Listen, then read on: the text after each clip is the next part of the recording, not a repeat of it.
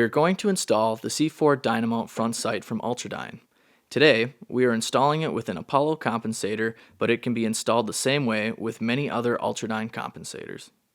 The front sight and the compensator are indexed together for proper alignment.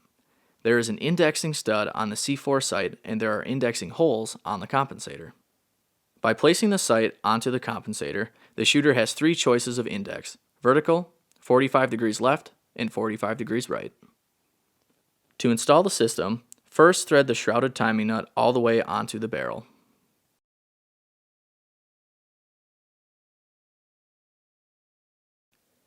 Then, with the C4 mounted onto the compensator, thread the compensator almost all the way to the timing nut. Before making contact with the timing nut, index your sight to the desired angle. While holding the compensator and sight together, continue screwing them in until they make contact with the timing nut. Back off the arrangement until it reaches the preferred position and snug the timing nut up to them.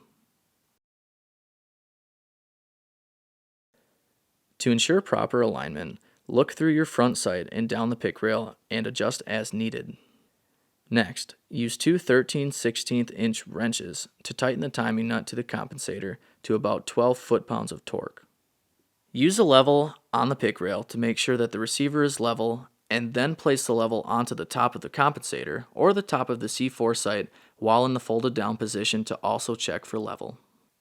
Use two wrenches, turning in the same direction, to make necessary adjustments to level.